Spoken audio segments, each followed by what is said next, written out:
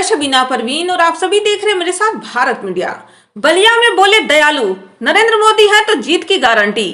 नाराज शंकराचार्य भी करेंगे रामलला के दर्शन। रामलला के दर्शन के लिए गाइडलाइन जारी। अखिलेश यादव पर किया तंज, रोए के रहनी तो अखिए खुदा गए। मायावती होंगी इंडिया गठबंधन में शामिल, इस सवाल पर झेपते हुए दिया जवाब। खबर जनपद बलिया से।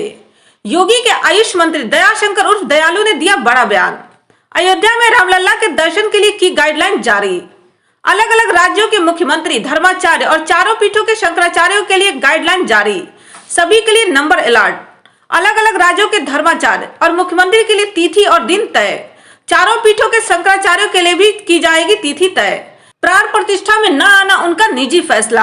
राम की नगरी अयोध्या में 22 तारीख को होने वाले प्राण प्रतिष्ठा में आयोजन में चारों पीठ के शंकराचार्यों की गैर मौजूदगी की कमी खलने के सवाल पर योगी के मंत्री ने दिया बड़ा बयान।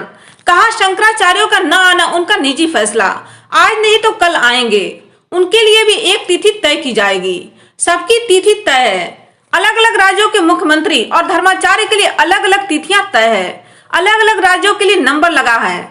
किस राज्य के मुख्यमंत्री कब आएंगे, राज्यवार नंबर अलॉट किए गए हैं। ये चारों शंकराचार्यों के लिए भी कोई तिथि निर्धारित की जाएगी। शंकराचार्यों का न जाने की कमी, पूरे आयोजन में कमी, उनकी कमी जो है वो खलेगी सर? नहीं, उनके सब लोग जाएंगे, आज नहीं कल सबकी तिथियां तय हैं।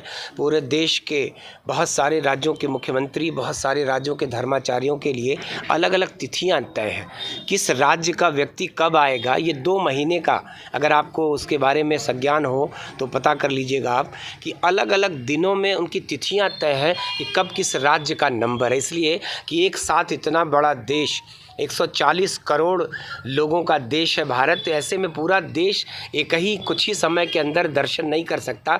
तो राज्यवार ऐसे सबको दिन अलॉट किए गए हैं, सबके लिए अलग अलग तिथियां हैं। तो मुझको लगता है कि ऐसे में उनके लिए भी कोई तिथि निर्धारित की जाए। दयाशंकर उर्फ दयालु ने अखिलेश यादव द्वारा निमंत्रण नहीं मिलने के सवाल पर भोजपुरी में कसा तंज।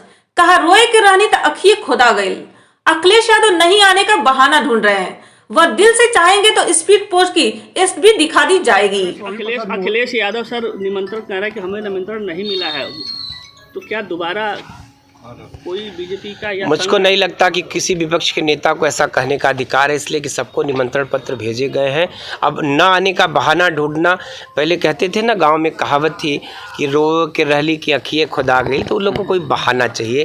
सच्चाई इससे स्पीड पोस्ट का वो कॉपी भी मांग रहे हैं, जिसपे स्पीड पोस्ट हमें किया गया उसका वो कॉपी दिखा दे हमको। कापी आके देख ले, कापी देख ले। जो ट्रस्ट है, जिनकी तरफ से निमंत्रण भेजे जा रहे हैं, वो सच्चे मन से चाहेंगे तो उनको दिखा दें। योगी के मंत्री ने मायावती का इंडिया गठबंधन में शामिल होने से बीजेपी को नुकसान होगा कि नहीं के सवाल पर कहा, बीजेपी को इनके गठबंधन से कोई फर्क नहीं पड़ता। देखिए, विपक्ष का यह जो गठबंधन है, यह भारतीय जनता पार्टी को सत्ता में आने से रोकने का गठबंधन है। वो नहीं चाहते कि देश के प्रधानमंत्री नरेंद्र मोदी जी तीसरी बार प्रधानमंत्री बने, लेकिन उनके सपने कभी साकार नहीं होंगे। आप देख रहे हैं कैसे देश भारतीय जनता पार्टी के साथ और नरेंद्र मोदी जी की गारंटी के साथ खड़ा है। उनकी गारंटी का जो रथ निकला था पूरे देश में, जिस तरीके से जनमानस ने अपना सहयोग दिया, जिस तरीके से भीड़ उमड़ी है, जिस तरीके से देश नरेंद्र मोदी जी के हर फैसले पर इस देश के प्रधानमंत्री को ही अपनी गारंटी मानता है, और उनके दूर दूर तक उनके पास खड़ा होने की हैसियत में विपक्ष का कोई नेता नहीं है। सारे लोग एक दूसरे के ऊपर भी खड़े हो जाएंगे तो शायद नरेंद्र मोदी जी की लंबाई को छू पाना उनके बस का नहीं है। तो ये गठबंधन, इसकी उम्र जान लीजिए कि 5 राज्यों के चुनाव में यह गठबंधन टूटता प्रतीत हुआ। आपस में गाली गलौज तक की नौबत आई, गठबंधन नहीं बन सका। 24 अभी दूर है, और 24 के पहले यह गठबंधन कितना कामयाब होगा, यह एका बना रहेगा कि नहीं रहेगा, इसी पर बहुत बड़ा प्रश्न चिन्ह है। सर, मायावती अगर जाती है सर, नुकसान होगा कि नहीं होगा सर? देखिए, बीजेपी के लिए थोड़ा हम होगा रहा सर। भारतीय जनता पार्टी को इन लोगों के गठबंधन से कोई फ़र्क नहीं पड़ता। मैंने आपसे कहा कि भारतीय जनता पार्टी अपनी चाल चल रही है, अपनी राह चल रही है। देश के गरीब, देश के किसान, देश के मजदूर, देश की माताएं बहनें और देश की सर्वाधिक प्रतिष्ठा देश का जो सम्मान दुनिया में बढ़ा है, नरेंद्र मोदी जी का वो मिशन है और वो अपने तरीके से वो आगे बढ़ रहे हैं। उस मिशन को रोकने के लिए जितने हथकंडे विपक्ष अपना सकता है वो अपनाता जा रहा है, लेकिन देश तरक्की कर रहा है। दुनिया की 5वीं सबसे बड़ी अर्थव्यवस्था, तीसरी बड़ी अर्थव्यवस्था बनने का ऐलान अभी आपने देखा है कि गुजरात से उन्होंने किया है।